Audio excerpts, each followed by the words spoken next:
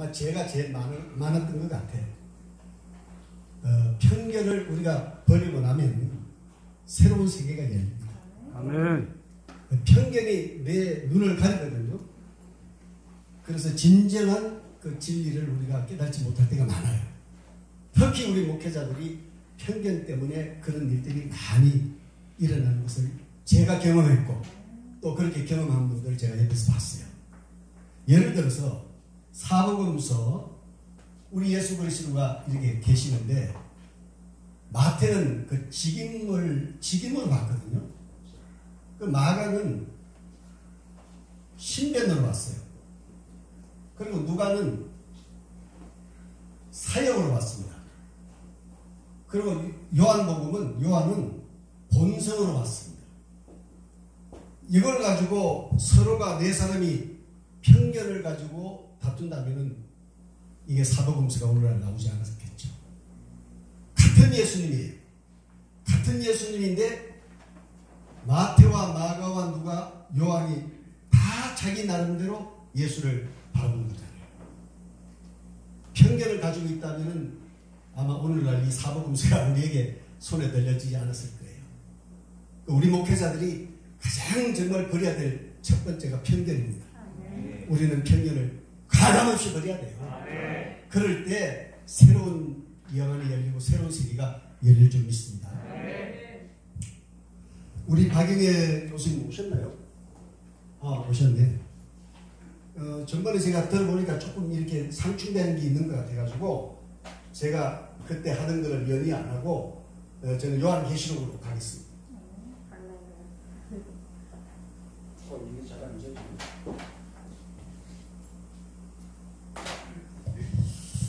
한 12시간 정도면은 요한계시록을 제가 마칠 수가 있습니다.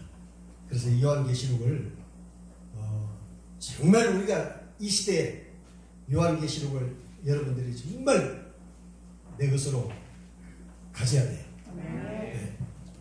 그래서 오늘 본문에 근거해가지고 소아시아 7교회를 이 소아시아 7교회가 계시록의 전체를 관여한다 해도 과언이 아닙니다. 그래서 소아시아 7교회가 아주 중요합니다. 그래서 한번 적어보겠어요. 에베소, 스무나, 버가모, 두아디라, 사테, 빌라델비아, 라오디게아. 이렇게 이제 7교회 소아시아 교회가 있는데 여기서 출발을 잘못하면은 계시록이 계속 헤매게 돼요. 그래서 이 소아시아 7교회를 잘 공부하시면 아주 22장까지 직통으로 길이 뚫릴 줄 믿습니다. 이 소아시아 7교회를 놓고 반드시 우리가 알아야 될 것은 연도를 우리가 알아야 됩니다. 연도. 에베소는 주후 34년에서 100년까지죠. 그 다음에 스무나교회는 100년에서 313년까지입니다. 그 다음에 버가모는 313년에서 538년까지예요. 두아디라는 538년에서 1005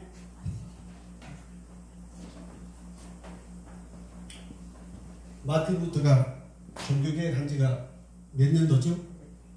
1517년이요. 1517년. 아, 역시 또 우리 저를 듣는 목사님 계셔서 참 감사하네요. 그 다음에 사대교회는 1798년. 빌라델비아 교회는 1844년. 그리고 라오디게아 교회는 종말시대입니다. 종말시대. 자, 그러면 우리가 연도를 알았고요. 그리고 이 소아시아 7교회를 놓고 또 우리가 알아야 될 것이 하나 있어요. 시대적 배경. 에베소 교회는 초대 교회 개척 시대입니다. 개척 시대. 또 서머나 교회는 박해 시대입니다. 또 버가모 교회는 세속화 시대입니다. 또 두아디라 교회는 종교 암흑 시대입니다. 사대 교회는 종교 개혁 시대입니다. 그리고 빌라델비아 교회는 재림 운동 시대입니다. 그리고 라우디아 교회는 역시 종말 시대죠. 제가 이렇게 시대적 배경과 연도를 이렇게 여기다가 기록을 한 것은 우리가 계시록을 계속해서 풀어나가다 보면 막힐 때가 와요. 그 막힐 때 뒤로 돌아서 해가지고 다시 소아시아 7교회로 내려오면 다 길이 열립니다. 그래서 이 소아시아 7교회가 대단히 중요합니다. 이거를 완전히 내 것으로 만들 때 요한계시록 22장까지 아주 곧장 고속도로로 달려갈 수 있습니다. 네. 그러면 34년이 어떻게 됐죠? 주 34년도에 스데반 집사가 순교당했잖아요. 그래서 성도들과 제자들이 다 흩어져 가지고 이 교회들을 세운 거 아닙니까?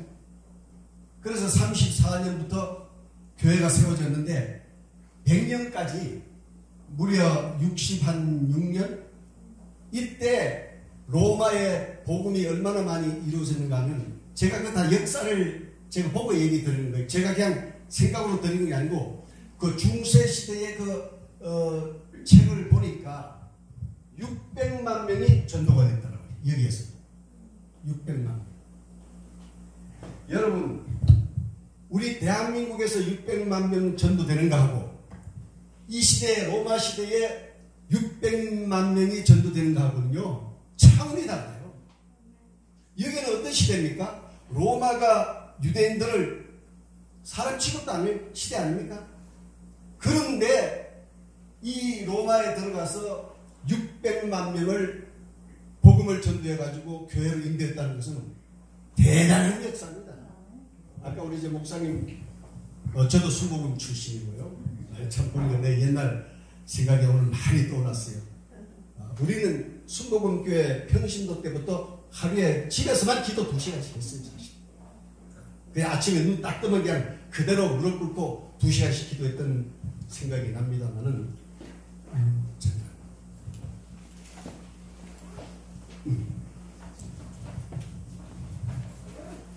아주 훌륭한 목사님이 앞에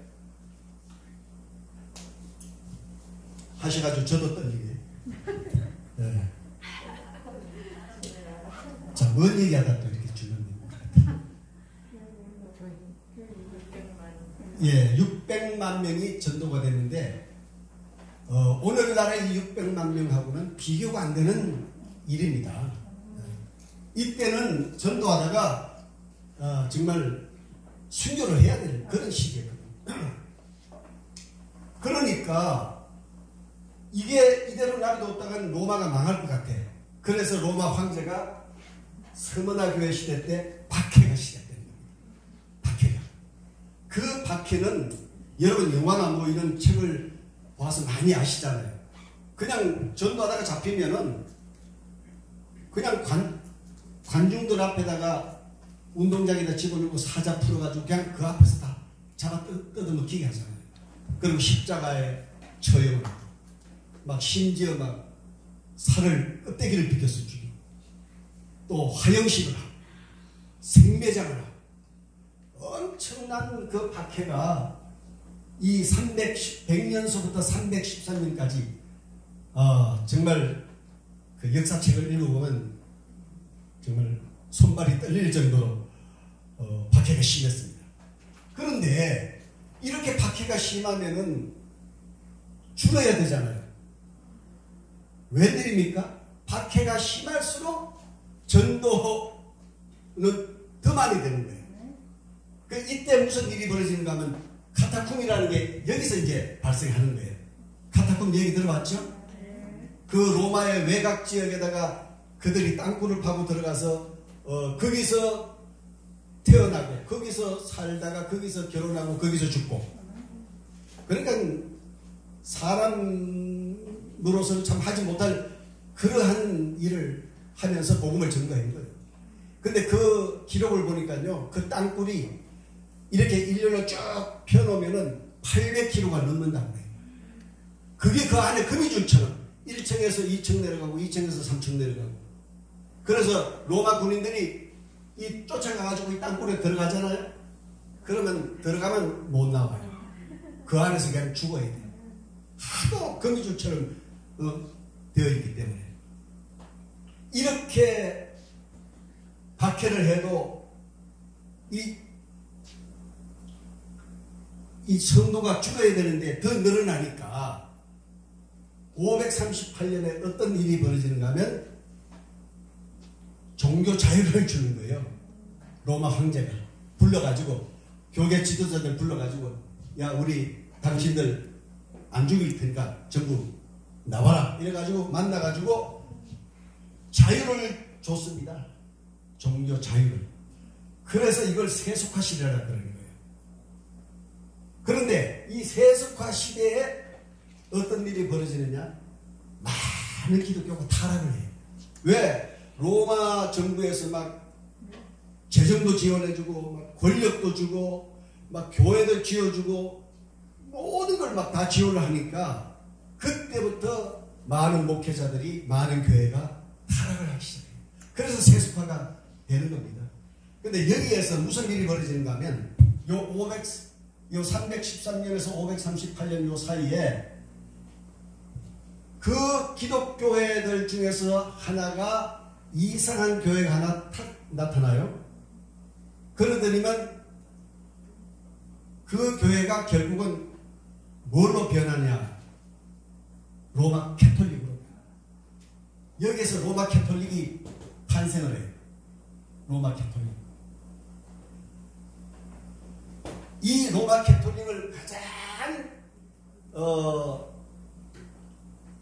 행정이나 또 교회 무슨 법이나 이런 걸 잘 만들어냈던 사람이 바로 성 어거스틴입니다. 성 어거스틴. 이 사람이 로마 캐톨릭을 가장 잘 만들어가지고 538년도에 드디어 세상에 누가 나와요? 교황이 나와요. 교황이 딱 등극을 합니다. 그러면 기독교에서 로마 캐톨릭이 나왔으면 사실 기독교하고 잘 어울려서 하나님 사업을 잘해야 될 거 아니에요. 그런데 이 교황이 세상에 탄생하자마자 무슨 일을 하는가 하면 기독교회를 핍박하는 거예요. 그 핍박이 로마가 하는 핍박보다도 더 심한 핍박을 이 로마 캐톨릭이 하는 거예요. 그래서 538년부터 1798년 무려 1260년 동안 핍박을 합니다. 제가 그 책을 읽어보니까 이 1260년 동안 우리 기독교인들이 몇 명이 죽는가 하면요, 1억 명이 죽어요. 로마 캐톨릭 교황이 우리 기독교인들을 1억 명을 죽입니다. 여러분, 이 소리 들으면 조금 흥분이 돼야 되지 않나요? 정말 무섭게 핍박을 했어요. 거의 뭐 기독교인들을 다 말살시켰어요. 그래서 여기에서 겨우 살아남은 남은 자, 우리 계시록에 보면 13장에 남은 자가 나오잖아요. 이때도 이미 남은 자가 나왔어요. 남은 자. 다 죽고 남은 자. 이들을 하나님이 어디로 보냈어요? 지금의 미국 땅으로 보낸 거예요. 메인플라호를 태워가지고.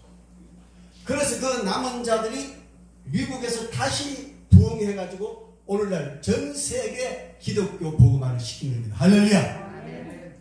우리는 정말 너무너무 정말 편하게 우리 예수 믿고 편하게 사역하고, 우리 목회자들이라면 최소한도 이 중세 시대에 기독교 역사를 우리가 공부 한번 해야 돼요. 얼마나 로마와 로마 캐톨릭이 우리 기독교인들을 죽이고 핍박했는가.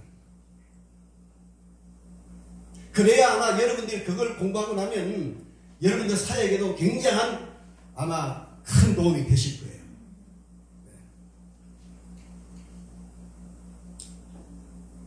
538년에 세속화가 시대가 돼가지고 많은 기독교인이 타락을 했고요.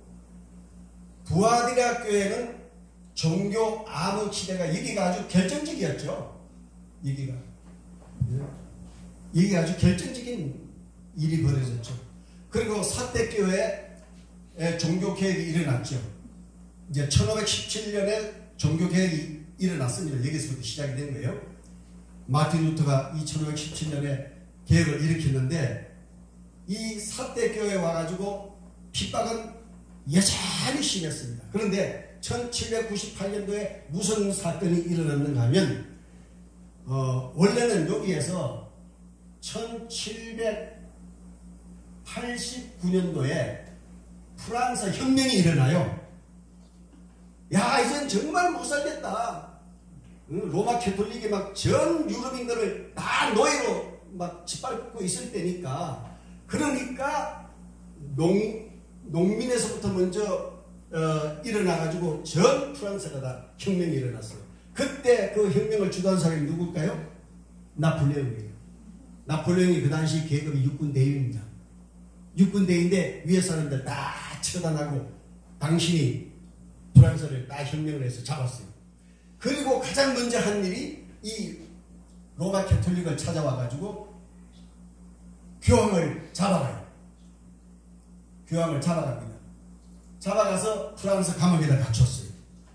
그리고 그 교황이 비오 6세 교황입니다. 그리고 이 사람이 여기서 프랑스 감옥에서 죽어요. 죽고 1798년서부터 이제 드디어 종교 자유가 다시 찾아와요. 종교 자유. 여기서부터. 그래서 1804년도에 영국 성공회가 막 성경을 찍고 1816년에 미국 성공회가 성경을 찍어가지고 온 세상에 성경이 이제 퍼진 거예요. 여러분 1260년 동안에는 기독교인들한테 성경이 없었어요. 이 교황이 성경을 절대 못 가지겠어요. 오로지 성경이 있었다면은 이 교황이 가지고 있었는데, 이 교황이 가지고 있는 성경은 라틴어밖에 없었어요. 라틴어. 이 프랑스 독일 사람들은 이 라틴어를 모르기 때문에 성경을 줘도 몰라요. 유일하게 성경 라틴어 하나밖에 없었으니까. 그래서 교황이 죽고 난 다음에 자유가 와서 이제 성경이 막 영국 성공회하고 미국 성공회가 찍어가지고 온 세상에 퍼뜨려진 거예요. 그래서 이 1844년도에 무슨 일이 벌어지는가 하면 재림운동이 일어나요. 성경을 막 가지게 되니까 얼마나 기쁘겠어요. 한번 생각해봐요. 1260년 동안 성경도 한번 못 가지고 구전으로 복음을 전하다가 드디어 성경을 가지게 되니까 눈물로 보는 거죠. 이 성경 자체가 다 은혜요, 축복이요, 능력이요, 놀라운 사건들이 이때만 일어나는 거예요. 그래서 성경이 여기서 많이 해석이 됩니다. 비밀이 많이 풀어져요. 그때 재림운동이 동시에 일어나죠. 이게 1844년. 요거는 이제 나중에 또 한번 말씀을 드리고, 이렇게 해서 이제 소아시아 7교회를 제가 말씀을 드렸고요. 에베소 교회 주님이 어떻게 찾아왔어요?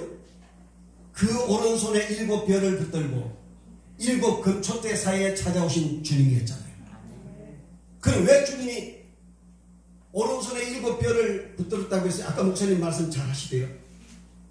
지금 초대 교회 개척 시대니까 주님께서 그 목회자들을 안 붙잡으면 안 되게 돼 있어요. 그래서 당신이 지금 내가 너희들을 붙들고 있다, 그런 메시지를 던져주신 거예요. 그리고 그 7 초대 사이에 오신 것은 성령이 없으면 안 되잖아요. 성령을 물붓듯이 부어주는 시대였어요. 응? 대한민국의 성령운동은 어디서 했어요? 여의도 순복음교회가 시작했어요. 여러분 60년도에서 70년도 사이에 성령운동하니까 여의도 순복음교회 이단내라고 다 장로교회, 감리교회, 고려 측에서 다 그랬잖아요. 이런 소리 듣고 우리의 신앙생활을 했잖아요. 그런데 보니까 아니거든. 하다가 보니까 여의도 순복음교회는 막 1만, 10만, 20만, 30만, 50만 막 가니까 이거 아닌데 하고 성경을 보니까 아하, 우리가 성경을 잘못 봤구나. 성령이 역사하지 아니하면 절대로 여러분 그런 기적이 안 일어납니다. 그래서 여의도 순복음교회를 통해서 성령 운동이 번지기 시작했는데 오늘날 우리 대한민국의 성령 운동의 역사가 일어난 줄로 믿습니다. 네. 이 초대교회 성령의 역사가 굉장히 뜨겁게 일어났더라고요. 그리고 서문학교회는 주님이 이렇게 찾아오셨어요. 처음과 나중이요, 죽었다가 살아나신 주님이 오신 거예요. 왜 그랬을까? 왜 우리가 제가 이 얘기를 다 말씀을 시작부터 드리는가 하면 이 서문학교회는 담임 목사가 누구였어요? 폴리건 목사였어요. 폴리건 목사가 어떻게 했길래 복음 전하다가 이제 사형 날짜를 받아놓고 있어요. 그때 빌라델비아 교회의 성도 11명과 함께 폴리건 목사가 이제 사형을 눈앞에 두고 있는 그 시점에 주님이 안타까운 마음으로 어떻게 찾아왔어요? 처음과 나중이요, 죽었다가 부활하신 주님이 오신 거예요. 그러니까 얼마나 폴리건 목사에게는 힘이 되겠습니까?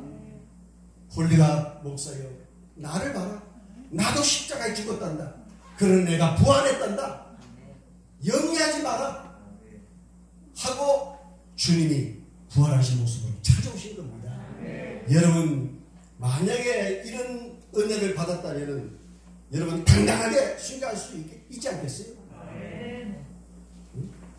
자, 이렇게 해서 이제 서문학교회는 주님이 부활의 모습으로 찾아오셨고, 버가모교회는 어떤 모습으로 찾아오셨는가 하면 좌우에 낯선 금을 가지고 찾아오셨어. 아니, 또 어떻게 버가모는 또 왜 낯선 금을 가지고 찾아오셨을까?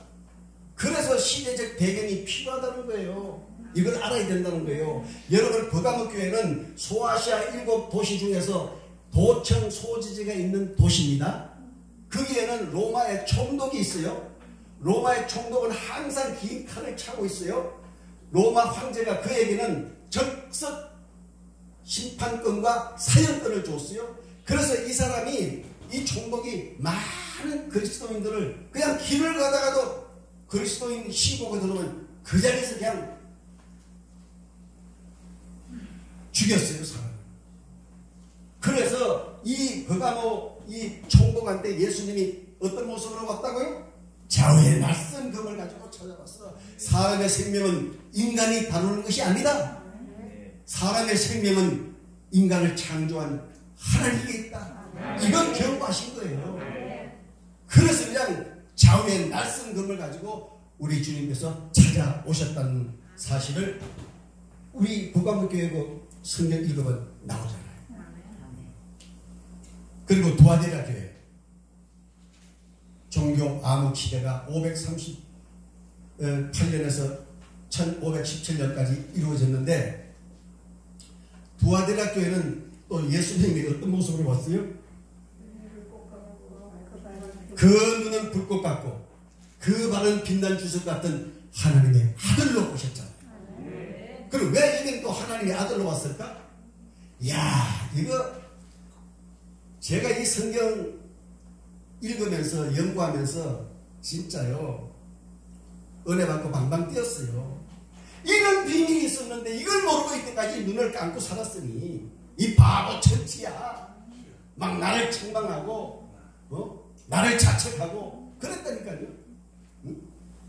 그 말씀 한 구절 한 구절 속에 놀라운 비밀이 들어가 있는 거예요. 그래서 이 두아디라 교회는 하나님의 아들로 찾아오신 거예요. 왜 그랬을까? 이 두아디라 교회, 여러분, 이 교황이 538년도에 나타났죠. 여기에 뭐라고 로마 캐톨릭 교황이 뭐라고 말했는가 하면, 내가 하나님의 아들이야. 내가 하나님이야. 내 말을 들어, 내 말대로 해 하고 핍박을 가할 때 우리 예수님이 그 심정을 헤아리시고 요한한테 큰 경고를 날린 거죠. 하나님의 아들은 네가 아니고 나야 하고 찾아오신 거예요. 얼마나 우리 예수님이 이 세상을 속속 들이다 알고 계시잖아요. 안 보시는 것 같아도 지금 이 안에 성령 하나님이 와 계십니다. 우리의 일투족 일구속을 다 알고 계십니다. 생각까지도 아십니다. 어떤 마음을 먹고 계신지 아십니다. 그러니까 그 하나님 앞에, 그 예수님 앞에 저와 여러분이 사역하는 동안에는 최대한으로 우리가 정말 기본 양심으로 우리가 살아야 되고, 기본 양심으로 우리가 주를 섬기며 목결해야 된다는 거예요. 아까 목사님 지적하셨는데 정말 지금요 문제 있는 목사님들 너무 많아요. 정말 제 입에 담기 부끄러울 만큼 정말 너무 많아요. 응? 이런 시대에 여러분들이 지금 이 자리에 와서 하루 종일 말씀을 공부하겠다고 앉아 계신 것만 해도 주님이 얼마나 여러분들을 지금 기특하게 보고 계십니까? 그러니까 이제 저는 이걸 공부하면서 느낀 게 그래요. 지금 이 시대가요, 계시록 13장과 14장 사이에 우리가 지금 와 있어요. 이제 끝이 얼마 안 남았어요. 보세요. 천지 창조를 하나님이 여기서 시작을 했잖아요. 계시록 다 정해놓고 하나님이 인류를 이끌어가고 계세요. 그런데 지금 우리는 계시록의 절반을 와 있어요. 얼마 남지 않았잖아요. 정말 우리가 찾아갈 때고 기도할 때고 복음 전할 때고 하나님 일에 매진할 때입니다. 많은 지금 목회자들이 타락하고 그런다 할지라도 오늘 이 자리에 계신 저와 여러분 정말로 우리 사명 감당하시기를 축복합니다. 하나님 아들 보시고 사대교회는 어떻게 봤어요? 하나님의 일곱 영광, 일곱 별을 붙들고 오셨죠. 여기는 이 사대교회는 이 초대교회하고 지금 형편이 같아요. 왜냐? 교황이 이 캐톨릭 로마가 엄청 핍박을 시작했는데 여기 와서 뭐가 일어나는가 하면요, 제수이트를 만든 조직을, 그래가지고 그들을 풀어가지고 막 산속에 굴속에 막 들어가서 샅샅이 다 잡아 죽이는 거예요. 그러니까 여기에는 주님께서 하나님의 일곱 영광, 일곱 별을 붙들고 오신 거예요. 초대교회 같은 똑같은 역사가 여기서 다시 한번 일어나는 거예요. 자, 그리고 필라델비아 이 재림운동이 일어났죠. 뭐라고 말씀했어요? 거룩하고 진실하사 다윗의 열쇠를 가지시니 곧 열면 닫을 자가 없고 닫으면 열 자가 없다는 그 주님이 오신 거예요. 왜 그렇게 왔을까? 여기에 드디어 주의 종들과 성도들이 성경을 가지고 펼쳐보니까 여기도 궁금하고 저기도 궁금하고 여기도 비밀이 많고 저기도 비밀이 많고 막 견딜 수가 없어. 가슴은 뜨거운데, 그러니까 주님께서 다윗의 열쇠를 가지고 던져주신 거예요. 그래서 기도로 여니까 막 열리잖아요. 막 열리잖아요, 성경이. 저도 현직 목회할 때 이렇게 열렸으면 얼마나 좋았어요. 다 은퇴하고 나서 뒤늦게 하나님이 코를 딱 깨가지고 저 양평 산속에 사람도 하루 종일 있어도 사람 하나 구경 못하는 산속에다가 딱 가둬놓고 하나님이 나 앞 앉혀놓고 1대1로 그냥 6년이 넘도록 하나님이 나를 교육하셨어요. 그런데 그때부터 성경이 열리기 시작했어요. 네. 너무너무 좋았어요. 네. 근데 여러분들은 나보다 복이 많은 것은 지금 현재 목회 사역 속에 이 복음을 들을 수 있다는 것은 여러분 큰 축복 아니겠습니까? 이거 사실 값비싼 거예요. 네, 값비싼 거예요. 여기에서 하나님이 이 시대 목회자들과 성도들에게 엄청나게 성경을 남겨해 주신 거예요. 엄청나게.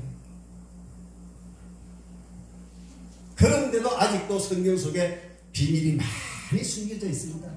많이 숨겨져 있습니다. 자, 라오디게아 교회는 어떤 모습으로 찾아왔을까요?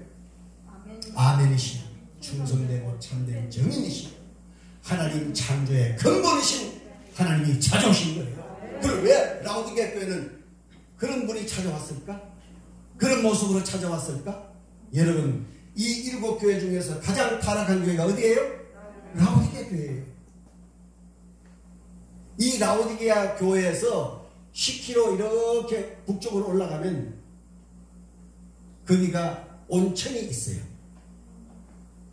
그 온천이 있는데 그 온천에서 물이 올라올 때는 막 뜨거운 물이 올라왔는데 계란을 삶은 만큼 이게 10km를 흘러서 내려오다가 라오디게아 교회 지나갈 때는 미지근해요. 그러니까 주님이 뭐라고 말씀했어요? 너의 믿음이 뜨겁든지 차든지 내가 너를 토에 묻히고 싶다. 아유, 이런 말씀 하실 정도 되면요, 그 교회 심각한 거예요. 아, 주님이 이런 말씀 하실 때는 그 라오디게아 교회가 지금 심각한 겁니다. 여기가요, 유일하게 7도시 중에서 가장 여기가 관광 명소가 많아요. 돈을 잘 벌어. 그러니까 성도들이 돈도 많이 내고 막 돈도 많이 들어오고, 그러니까 교회가 타락하기 시작했어요. 그러니까 우리 목사님들은 돈이 너무 많아도 안 돼. 여러분, 우리 주변을 보잖아요. 돈 많아서, 목회자 돈 많아서 타락하지 않는 목사 봤어요? 없어요. 다 타락이에요. 구약 성경 다 보셨잖아요. 돈 너무 많으면 다 타락하게 돼 있어요. 그래서 사도 바울이 뭐라고 그랬어요? 부하게도 마시고 가난하게도 마시고 적당히 있게 해달라고 그랬잖아요. 제가 이제 그걸 경험하겠더라고요. 제가 이제 이 나이에, 이제 세상 떠날 날이 이제 눈앞에 와 있는 이 나이에 이제야 제가 그걸 깨닫고 있어요.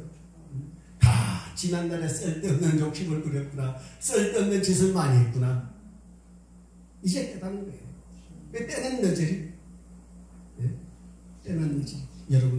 여러분들은 정말 복이 많습니다. 할렐루야. 이 부족한 종을 이렇게 우리가 주 안에서 만나서 서로가 이렇게 말씀을 나누고, 여러분들이 현직에서 이런 은혜를 우리가 작지만 나눌 수 있다는 것은 여러분들한테 특권입니다. 할렐루야. 정말 특권이에요. 자, 이렇게 해서 제가 3시까지죠, 목사님? 예. 이렇게 해서 이제 우리가 간략하게 제가 이거를 좀 더 심도 있게 얘기하려고 그러면 한 5시간 해야 되는데, 제가 이렇게 간략하게, 우리 목사님들이 다 알아듣잖아요.